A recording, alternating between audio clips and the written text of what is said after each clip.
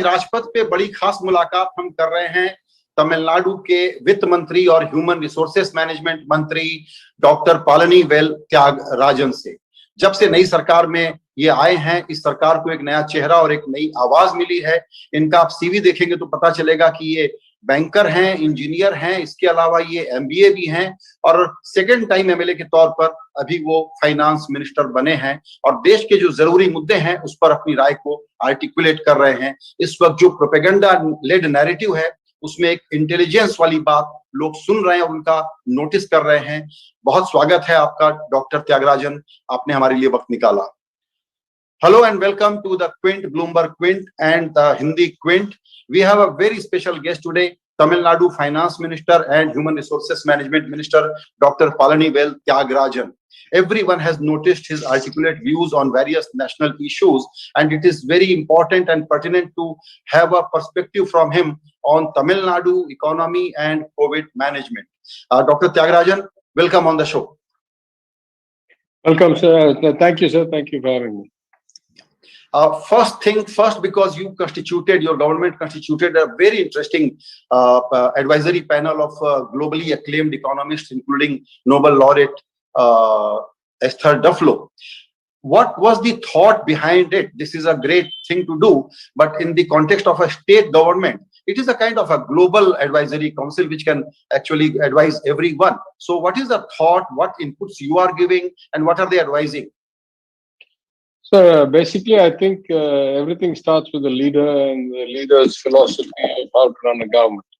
Our chief minister is very clear that we want the best inputs from a diversity of perspectives, not just one kind of advice. So as you may know, or rather my chief minister, though it's my department, the planning department, my chief minister constituted the State Planning Development Council, which is the substitute of the Planning Commission. Like the planning commission that was in Delhi and got replaced with the Niti Aayog. So in that sense, this is just another step. And in that state planning council, we had very local perspectives, economists, industrialists, and MLA, other professors from the Madras Institute of Development Studies and so forth. So I think that was intended for a more kind of regular perspective. And the chief minister was very keen that we should also have a global perspective because in some sense, Tamil Nadu is quite integrated into the global economy. And so he had asked me to constitute this. He gave me some names I suggested. But he was very keen that the collective should reflect our economic and political philosophy. And so we wanted to make sure that the makeup had quite a range of diversity. Right. And then I read about the state of state finances, and you mentioned about some CAG reports that were not tabled in the assembly. Have you tabled? Are you going to table it? And what is worrisome about it? These reports relate to the financial year 17-18 onwards. Altogether, there were five reports that were received by the government of Tamil Nadu starting the 6th of March 2020. Now, there's already an issue. Something is structurally wrong when the financial year 17-18, which finishes in March, doesn't have a CAG report till 24 months later. Normal lag should be 12 months or so. So already there were some problems, I think, with regime change in the union government and CAG's role being changed and all that. It was delayed unduly. But what is alarming, as I pointed out in the House today, is that those reports were not tabled in the House. The normal rule is that as soon as those are received by the government, they should be tabled in the House, because the minute they're tabled in the House, they become public documents and then get taken up by the Public Accounts Committee to resolve the disputes or the audit paragraphs. But they have not been tabled, and I don't want to get into the detail because I don't want to seem too political. But they were effectively suppressed by keeping on recirculating these things for now about 15 months. So the point I made about those was when I was trying to, the debate started about our election manifesto said we would cut the VAT on petrol and diesel by 5 and 4 rupees. We did not say when, we just said we would cut as a way of stimulating demand and improving the economy. And so the opposition was saying, why didn't you do it now? Why didn't you do it now? And I just said three things. I said, number one, the situation of the state's finances was much worse than we thought right before we came to office and had access to confidential information. Number two, that the second wave was not upon us when we made the manifesto promise. And so we have spent almost 20,000 crores, or about 1% of our GSDP, or about almost 15% of our discretionary spending that we did not expect to spend, or that we were not sure we would have to spend.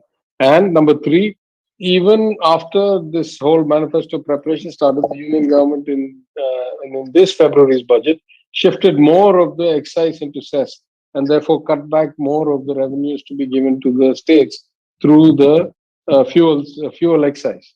So I said, you put all these together, and so we can't do it now. We'll definitely have to pick.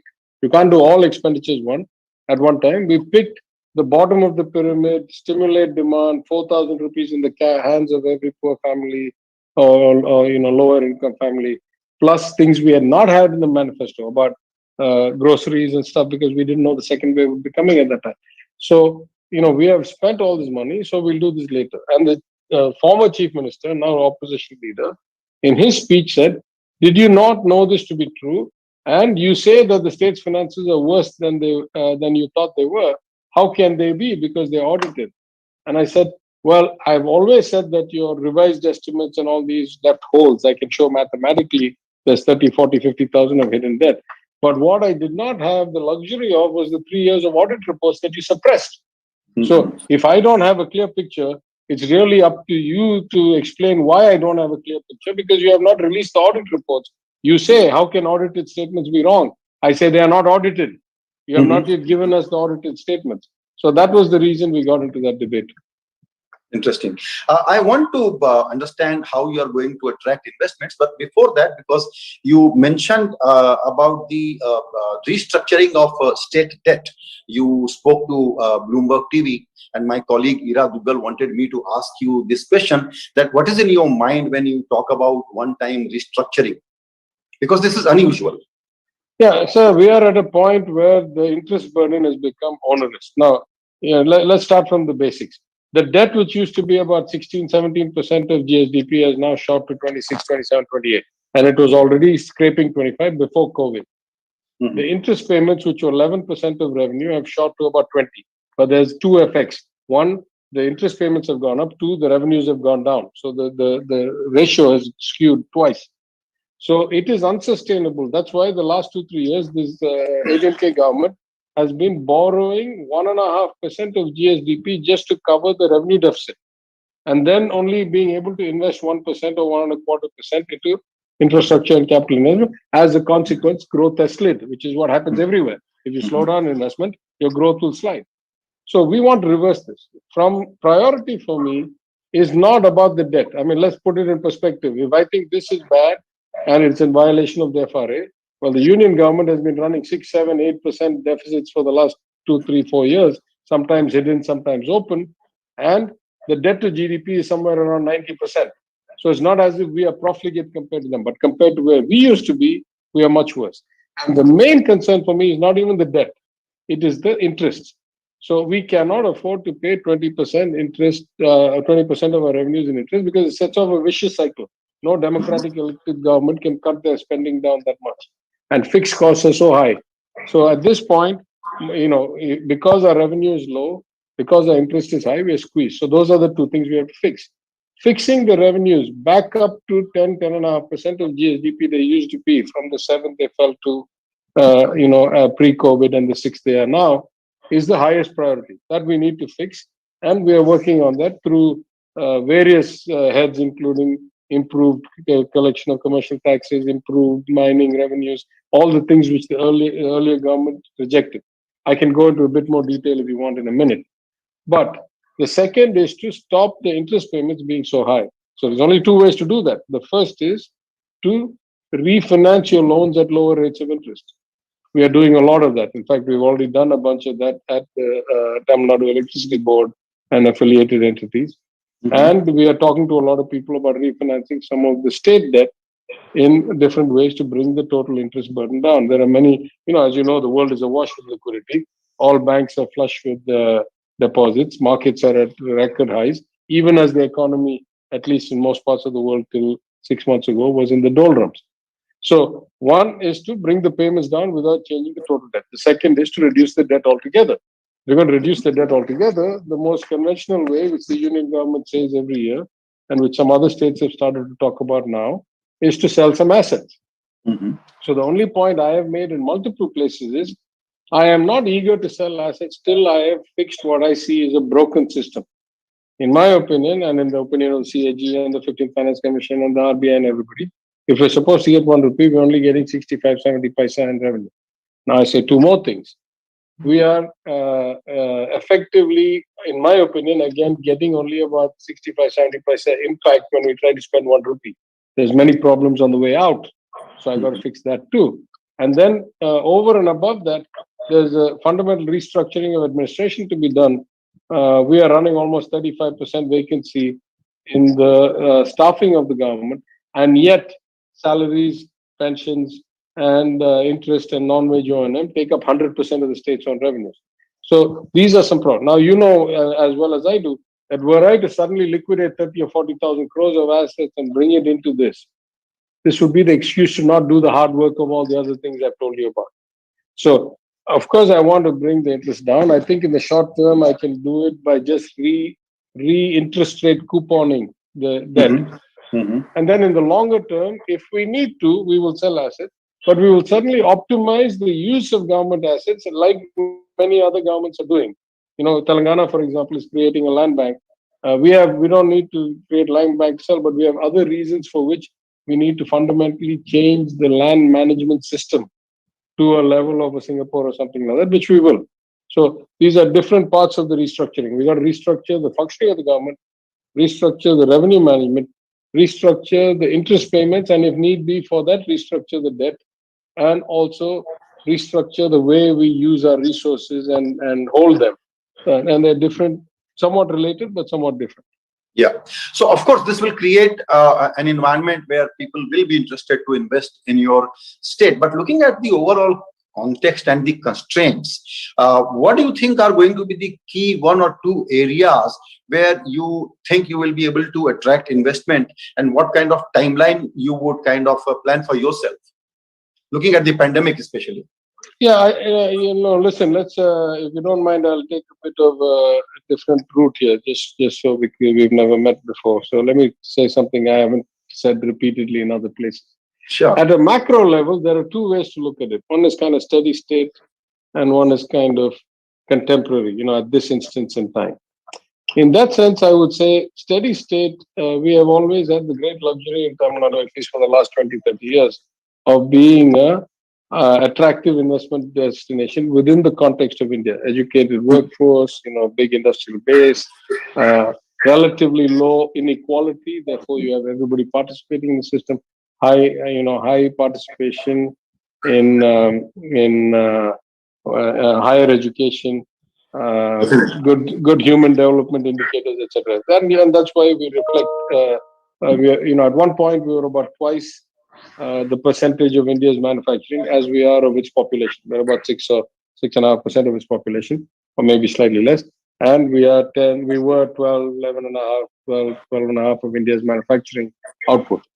And so I think that's a kind of long-term thing. And as I say before, even if you have 5 or 7 years of mismanagement, it's hard to wipe out 100 years of progress and 30, 40 years of acceleration in 1 year, 1 term, or even 2 terms. So steady state within the context of investment into India, Tamil Nadu will remain to be one of the most investment-friendly destinations. At this part of the cycle level, as I say, India still got room, because the whole China concentration is coming down. People are looking for alternatives. International trade wars are heating up or stay heated. They were very heated and they still come down, but still a bit heated. And I think the phenomenal growth of Bangladesh in particular, and to some extent Pakistan in the last couple of years, shows that there's pent-up demand for South Asian investment. And since we have not proven that attractive, they have taken advantage of that. On the relative state basis, Tamil Nadu lost out a lot of opportunity to Andhra and Telangana in the last 5-6 years. And I feel confident that we can reverse a lot of that because people are starting to come and talk to us now after the new regime. So, there's a steady state advantage. There's a cyclical opportunity. The window is not yet closed at a global level for India. And there's a increasing cyclical opportunity for Tamil Nadu relative to other states. That's my view. Right. Now I want to shift my focus on the federalism and the state and the government of India relationship, because you are trying to trigger a new conversation around the whole subject of how state and center should work together. But before I come to that, because there is a new development today, your chief minister has written letters to 9 chief ministers about the issue of minor ports. There is a proposal to amend Port Act and take some powers in the hand of union government again. Would you like to comment on that?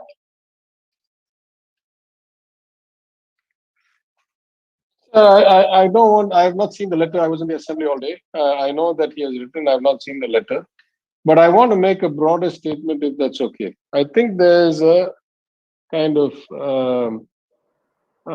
tendency to drag us all to what effectively is to become the movement headed by the Honorable Prime Minister, who was one of the greatest champions of federalism when he was Chief Minister of Gujarat for 13 years.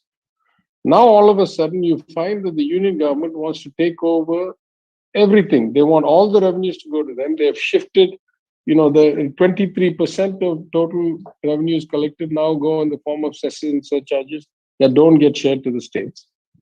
They want to control the money, they want to control the distribution, and they want to control the policy, right? Agriculture is a state subject. They pass farm laws. Health is a state subject. The Honorable Finance Minister says so. But then he says, we will tell you, what exam to run, etc., etc. So this distinction of what should be a state subject, what should be a concurrent list subject, education. They say, no, we are going to tell you how to run a national education policy. So this gathering of all power, all money, everything into the union government, even if it was healthy, even if it produced results, maybe we could live with it. But what it's effectively doing is dragging us all to the lowest common denominator, because neither Gujarat nor the union nor the states which produce 200 or 250 of the 300 MPs of the NDA or BJP and the NDA government have any indicator that is comparable to us. In education, they're half a quarter of where we are. In GDP, excluding Gujarat, the rest like Bihar, UP and all that, much, much worse, Madhya Pradesh. In women's empowerment, in social development, in infant mortality, you pick in number of doctors, you pick anything. And so now we have the worry that are we being forced to the lowest common denominator by people who are 10, 20, 30, 40 years behind us in progress, insisting that they want to take over all our democratic rights, all our extra constitutionally, I may add, in many ways. Yes. And in direct contrast to what the Honorable Prime Minister had been saying for 13 years. Right? So, whenever I get a chance, I put out a slide, I'll send it to you if you want, of his statements while he was Chief Minister of Gujarat. And he asked questions like, how can the GST ever work? What about our rights? And he says, you say you give us money. Whose money is it? Is it your Mamaji's money? It's our money. So all these things that he said as Chief Minister, he's going and doing the exact opposite when he's the Prime Minister. So now the trend is very clear that the government of India wants more and more centralization. You are triggering a new debate, and many more states would understand this. It is not state versus state. It is all states together, and then you talk to Delhi. How are you going let me give you an interesting dilemma. Today I did an analysis and presented it at the assembly in a different context. I said in 2014, the union government was collecting about 6 rupees and 35 paisa in taxes on 1 liter of petrol. And the rest of our states together were splitting about 3 rupees and something, of which Tamil Nadu used to get about 15 paisa a liter. But UP used to get 70 paisa a liter. And Bihar used to get 33, 35 paisa a liter. Because at that time, about 90% of the tax was collected as excise and then divided between the center and the states on the 13th Finance Commission formula and all that stuff. and 10% was collected as cess and kept only by the union. Stage by stage by stage, with big jumps in 17, 20, and now 21.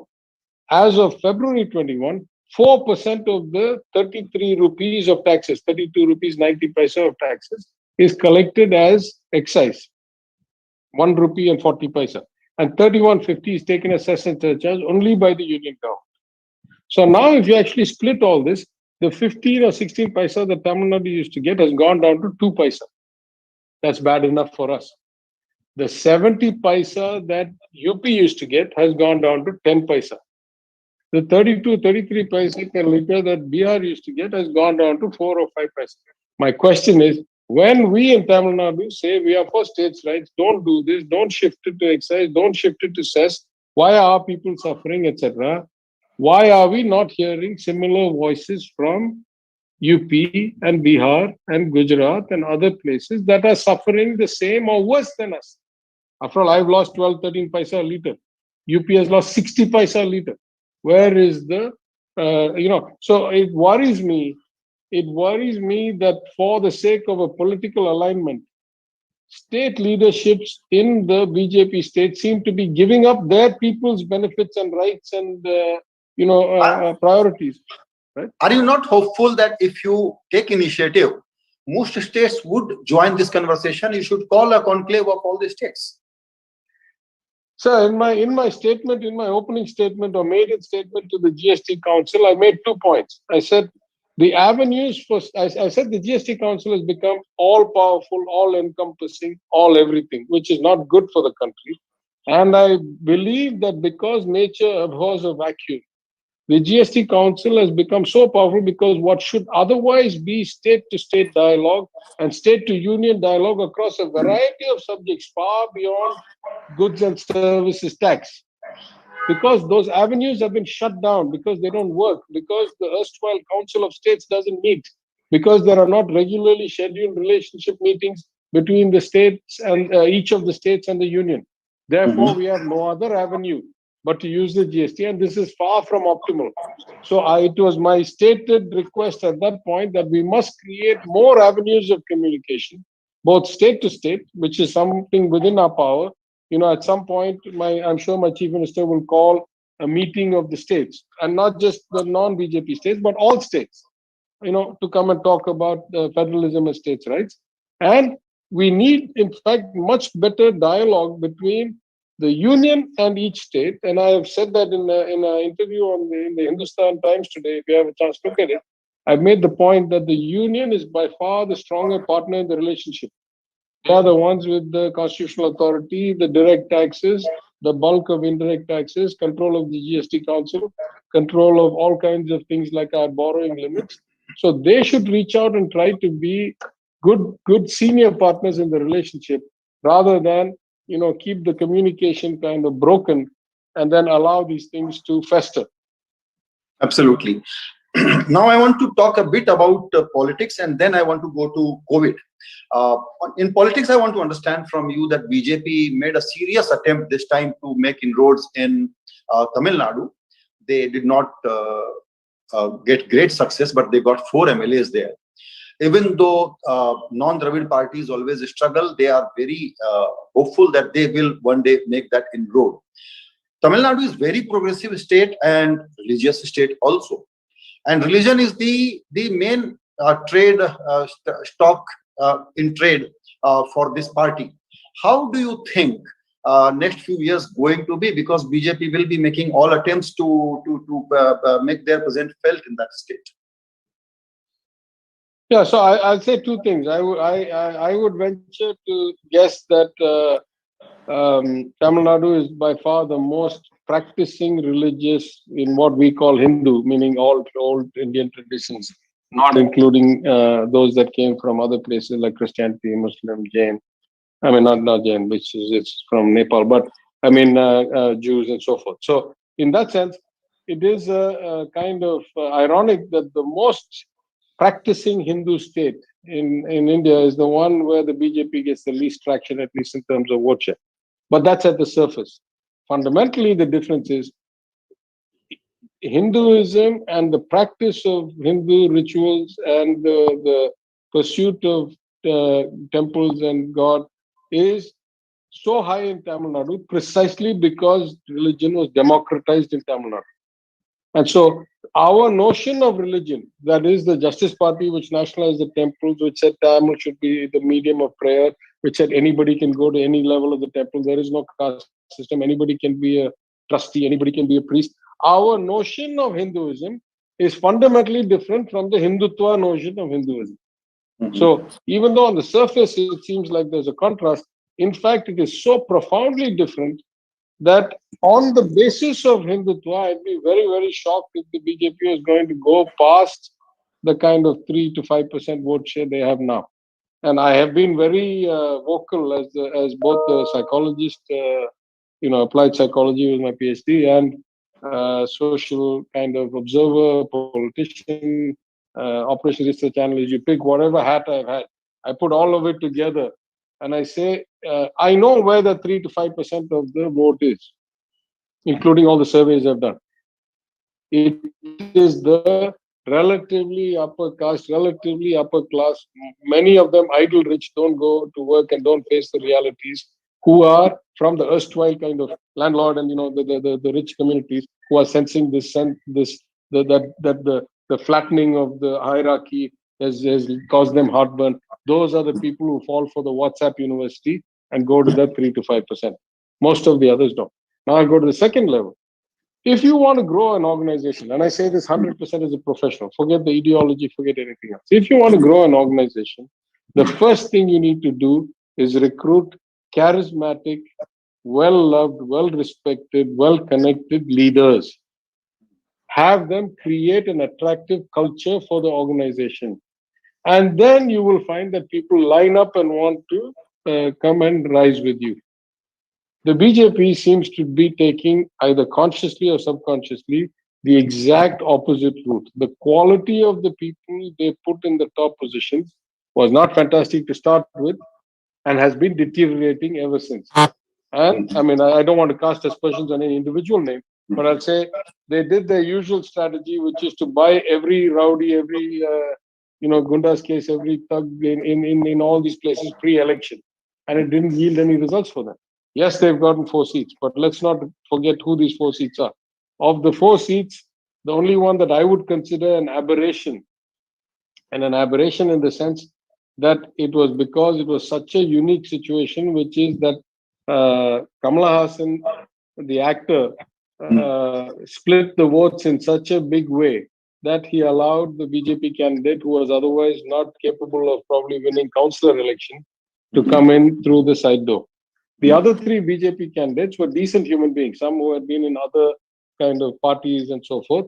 And with the ADMK support and with their personal, integrity and track record, teacher, I think, a lawyer, and Nainar Nagendran, who spoke today, who's a long-term politician, been in the ADMK for many years. So the other 3 were not that unexpected and among the best candidates they had. And it's not the first time the BJP is sitting in the Tamil Nadu Assembly. They sat once in the Assembly in coalition with us, if I'm not mistaken, back in 2001 or something like that. So that one aberration was because of Mr. Kamal Hassan, but it is what it is. So I wouldn't say that they are any better off today than they were before. And I don't think that this is on a path to them becoming a 10 or 12% party, because they have these 2 structural problems. Their notion of Hinduism is directly contradictory to the Tamil notion of Hinduism. And the kind of people they recruit are, they are not taking the RSS mindset that I'll put in a very black and white way that they can understand. The RSS mindset is to get good people and wait patiently and grow this over 20, 30 years. The BJP Tamil Nadu mindset seems to be the exact opposite of this. They get whoever they can get, wherever, however, and that automatically tells you what quality of people they get. That's very interesting. On COVID, I have heard your views on various aspects of it. Has the policy been now fixed? Will everyone get vaccine soonest, or there are problems? Yeah, so actually the vaccine procurement is mostly the union government's responsibility still, and they've now reverted back to saying, first they said all, then they said none, then they said 75%, so forth. I don't remember what they said, they changed a lot. But I have been very clear that if you took a scientific approach from day one, surely you realize that sooner or later, the only long-term solution to this is universal vaccination. That's what America did. That's what London, UK did. That's what Singapore did. So everybody who had any basic scientific knowledge or advice understood that the end game for this is universal vaccination. That's what we did for polio. That's what we did for smallpox. That's what we did for every kind of communicable disease. If that is the case, with India being one of the biggest pharmaceutical manufacturers in the world, and particularly of vaccines being a big manufacturer, it is still unfathomable to me how we got into the business of exporting when we were hardly making a few million doses. Mm-hmm. And it is still unfathomable to me why we haven't gone to monopoly procurement. It seems to me that at this point, you should say, I license every vaccine possible that has been tested and proven in other places. Mm-hmm. I give whoever wants to make, you come here and make. I will make sure that you make a profit, that you don't make it at a loss. And at that point, I'm buying 100% of your production. Mm-hmm. This is a time for national unity. It is a time for overcoming this disaster. You as businessmen will love me and will appreciate me once I get everybody vaccinated, and you can open up and you can make money after that. Mm-hmm. If need be, I'll even do capital investment in you. I'll help you set the infrastructure up. The government of India will become a partner for you today in capital. And then you can keep the rest of the plant. I don't mind. But there should be ways to which the government says, my job is 100% vaccination. And therefore, how best can I, A, increase production, and B, monopoly procure? Monopoly procurement, I keep going back to monopoly procurement. Yeah. It's still mind-boggling to me, this notion that 75% I buy and 25%. When you have an oligopoly of only 2 or 3 or 4 sellers, and you have tens of thousands of hospitals, and let's say hundreds of wholesalers or thousands of wholesale pharmaceutical buyers for these hospitals, why would you want them going and cannibalizing the market and going up against? Either you say the price is fixed, which it is, in which case the big guys will get allocation, the small guys won't, and you might start seeing black markets develop in the secondary market. Mm-hmm. Or you say the price is not fixed, then the big guys can pay more, right? Mm-hmm. So to me, anything short of monopoly procurement doesn't seem right to me. But who am I? It's the union government's policy. I'm only a state government minister. Mm-hmm. I read your concerns about data opacity also, and the way we collect data. You try to fix it in Tamil Nadu. I wanted to know what is the progress when it comes to reporting about death, COVID, non-COVID, whatever, and what are your concerns at national level, because it is a national problem?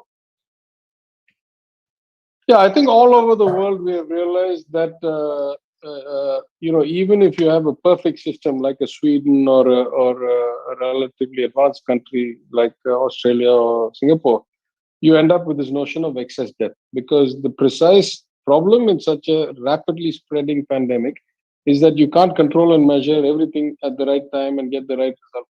So in most parts of the world, they take the death rate, let's say the year before, and then they look at this year's total number of deaths and they subtract last year's and they say, what's the gap? How much of those have we designated under whatever protocol, ICMR or WHO or whatever, as COVID deaths, because we actually tested them and found them to be true. And therefore we call the rest excess death, and we start trying to analyze. Are these people who were getting dialysis that got blocked because the COVID care took over everything, and so they had succumbed to kidney failure? Are these people who had a heart attack and couldn't get treatment? Are these people who had an accident and there was no ambulance? Are these mental problems? Are these, COVID cases that we didn't catch in time, we didn't test in time?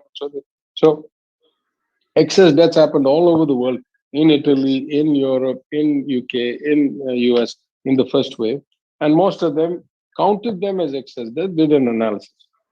Now, in India, we didn't even do that. And whatever early signs there were when we were in opposition in Chennai, many instances of mismatch between the Corporation of Chennai's records and the state record showing hundreds of cases. Then we had Hindu newspaper showing that the number of death certificate issues had dropped by 30-40% after the pandemic compared to the pandemic. And when they went to investigate, it wasn't because the deaths had gone down, because the crematoriums were running double overtime, but because the certificates were not being issued, because the sanitary inspector said we're too busy doing disinfectant and other work and PPE and all this stuff. So you have a system that is ripe for failure, and it fails in more ways than you think it will fail. So it is crucial that you do greater data collection.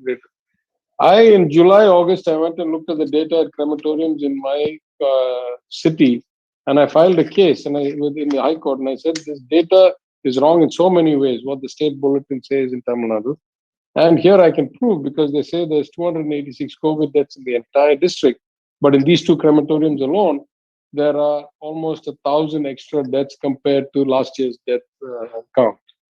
The court took my case, but as with a lot of other cases in India, it's very hard to get justice, at least in a timely manner. But what we did since we came to office, my leader, the chief minister, first put out a clear sign to all of us. He said, you must be transparent. You must reveal the data as best you can. Now, I will say the good and the bad, right? At least in internal reports, at least in my district of Madurai, for which Chief Minister designated me and my fellow minister from Madurai as in charge, we have increased transparency a lot. At least we see all of it. How much of it the government lets out is a slightly different story, but there's not much variability. But when we see that data go to Chennai, we find that again some massaging happens in Chennai beyond our control. I think bureaucrats are designed this way. So I can't tell if it's by intent or it's by lag or it's by logistics or competence, but we start to see problems. So I don't want to get ahead of myself, but I say wait for the Chief Minister's response to the Governor's address tomorrow. Partly by some internal discussions we are having, partly by the this Economic Advisory Council that we have just announced, by inputs from some of them. You will see that we are going to undertake some new assessments of COVID-related data, deaths, infections, seropositives for antibodies, demographics. There's a whole bunch of things. Yeah, I hope tomorrow, I think. Yeah, so, and it'll be something that no other state has done. It will be something that will greatly help inform our policy decisions and our actions going forward. And it will also tell us, and it will also be another data point. Already there's been 5 or 6, my friend Rajesh Jain's Prashnam survey, which was published in The Wire and picked up by The Economist, all kinds of other assessments that tell us that the real fatality rate is probably 5, 6, 8 times the listed rate. In Tamil Nadu, I don't think it's that bad. I think it's probably 3 to 4. But, our analysis, our government-driven research analysis will tell us some things that we didn't know so far. This is interesting that you mention about Rajesh Jain's surveys. He has done one more survey, and that is my last question to you. After pandemic, the conversation around who will challenge this dominant BJP, what will be the opposition unity quotient, this is picking up. This debate, this conversation is picking up. Rajesh Jain's survey says that Mr. Modi remains the most popular. Number 2 is Rahul Gandhi, and there is a huge gap. What kind of opposition unity, if at all, you see? What kind of unity you see? And do you think it will be this time led by the regional forces and not the Congress party? So let me go a bit on a limb. At the end of the day, I think this definition that India is really a continent masquerading as a country is probably the most apt definition. Each of our states, at least the bigger ones, we are 70, 80 million people. The UP is 200 million. BR is 80 or 100 million, even after splitting Chhattisgarh and so forth. So we are looking at places that are equal to countries.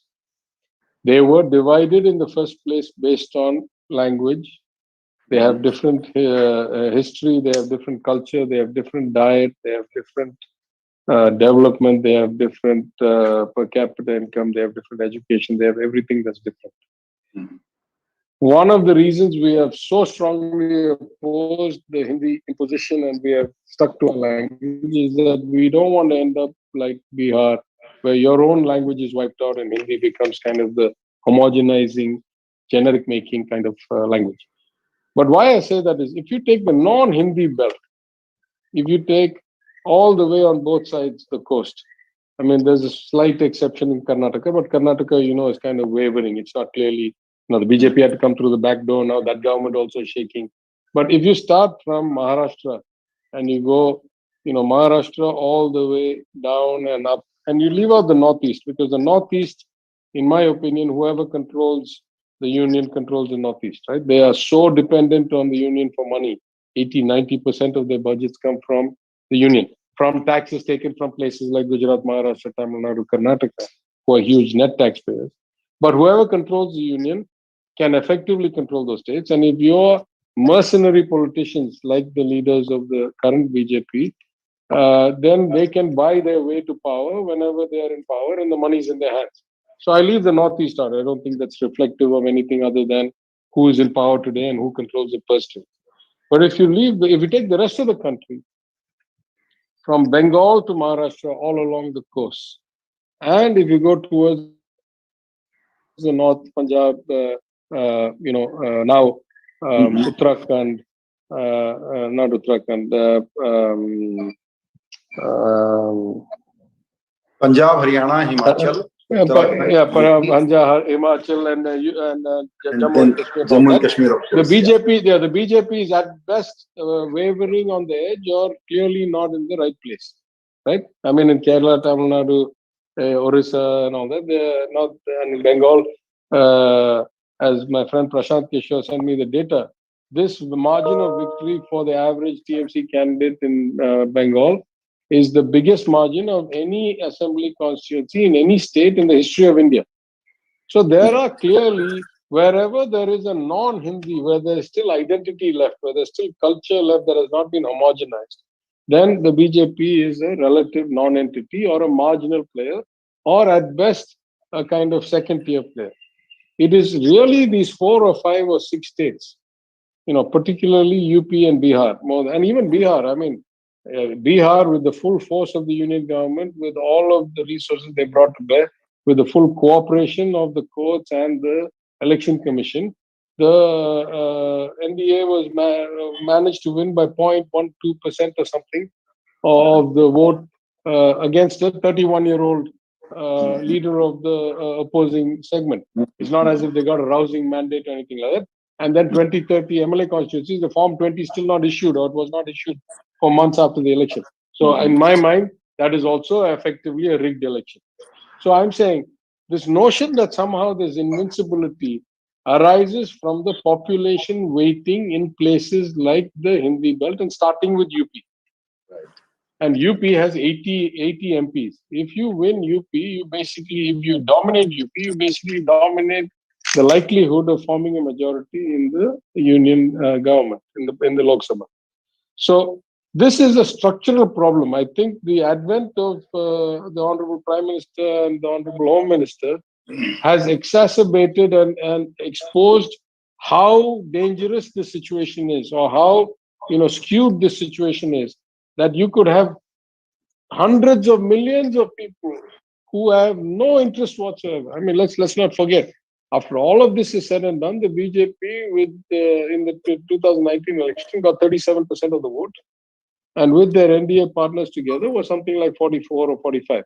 It was not a 70% majority. It was not a never seen in the history of time. It was not even a simple majority for the coalition, let alone for the BJP. When we won the 2019 election in Tamil Nadu, our coalition had 52.5 or 52.6% of the seat. We had gone past simple majority, and the opposition had gone down to 30%. So we won by a 22.6% margin. That we consider dominant.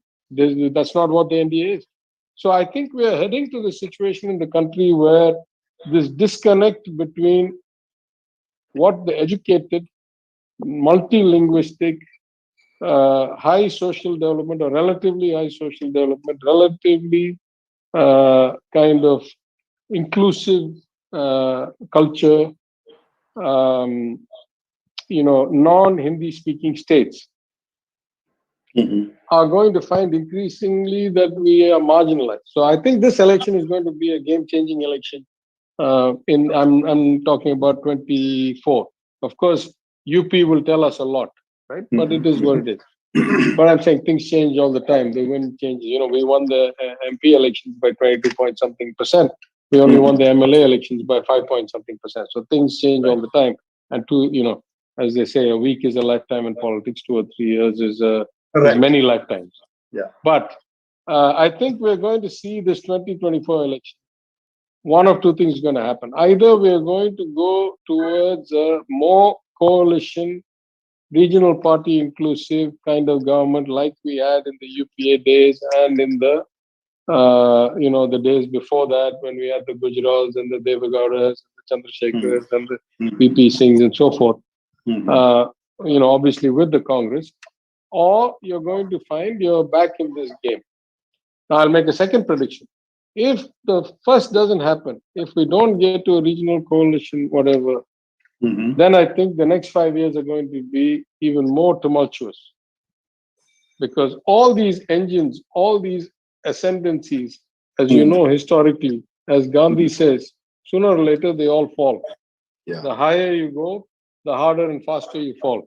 So nothing is forever, right? I just wonder whether 24 is the pendulum swinging back, or it's going to take longer than that. But whichever way it goes, only a matter of time.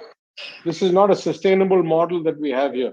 It's where increasing concentration towards a place that wants to push everybody to the lowest common denominator is not a sustainable model. And maybe if you're a country of 5 or 8 or 10 million people, you can get away with doing that. Right. In a country of 1.4 billion people, with very, very powerful and articulate state leaders, state politicians, I don't think that is a long-term sustainable model. Right. Great. I don't know what will happen in politics in future, but one thing I know, that the new government in Tamil Nadu, led by your chief minister, and the articulation that you come up with, will definitely shape the national political conversation to great extent. That's what I would definitely hope. And I would like to see you talking more about other states. That will be a very interesting conversation to have. Wonderful talking to you. Thank you so much for your time. Before I let you go, my last question to you would be, because Dhanya Rajendran, my friend, enlightened me about your 2 watches. Today you are wearing only 1 watch. So the other watch, which I wore for 30 years straight, is in repair. My grandfather's watch. It is in repair. Otherwise, I only ever wore 1 watch. And I never needed a second watch. I wore my grandfather's watch, which was broken and not working. I got it repaired and I wore it from something like 1990 till this year, 31 years. Not many people wear the same watch for 31 years.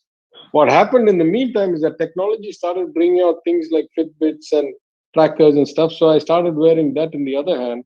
And eventually that morphed into this phone come tracker come different time zones, personal digital assistant plus all that stuff. So I still kept my sentimental watch, which is my grandfather's, to remind me of my legacy, and I just kept using this as a phone and other things. Good or bad luck, I don't know, suddenly some 2 weeks ago my watch stopped working.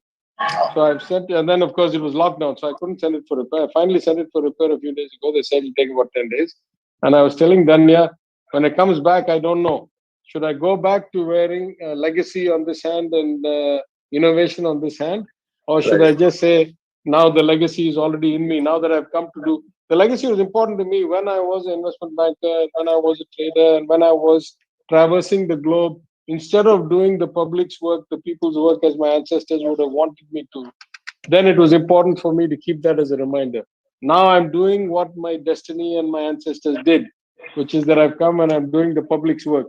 So maybe I don't need that reminder that much every day anymore, but that's a different issue. But I want to say one thing, sir. I want to say that the greatest thing I've discovered after coming to this role and getting this exposure, and I have no ambition, I'm not one of those guys who wants to, climb any higher. As I tell everybody, this is a far more impactful role than I ever envisioned I would have in politics. I have no ambitions for any job higher than this. I have no intent to go to Delhi for any post. I'm a second-time MLA, first-time minister. The kind of soft commitment I had to my wife was, I work till 50 to take care of the family. I take 10 years out to do public service without earning any external money. And then I go back to taking care of my assets and my family. So I'm already at least half committed to not even running again in the next election. So in that sense, I have no real ambition. And I'm certainly not expecting to be some path breaker or, some shaper of anything. If I do the job I've been given by my chief minister well, that is more than enough for me, and I will be fulfilled. But what I have learned in reverse is that having come here, the number of friendships and the number of good relationships and the number of people coming out of nowhere like that I did not know, who are saying, can I work with you? Can I help you? Let me join. Or, some of the finance ministers that I met at the GST, who I had not known before, very hospitable, saying, how quickly can you come visit me, come to my state, come with me to this temple, come with me to that resort. So in that sense, I have been very, very pleasantly surprised that in what is otherwise a partisan and kind of, increasingly antagonistic and demagogic kind of political climate, the human relationships are still so warm, and this is a cutting across all parties. I'm not implying it's a one party versus the other, and so that has certainly been both a revelation and a great joy for me. And I'm happy doing what I'm doing, and I don't have any further ambitions than this. Great. No, I wish you all the very, very best. And all I can say at this point in time, whether you are going to wear one or two watches, I don't know, but please watch this man with two watches. Thank you. Thank you so much. Thank you so much. Thank you.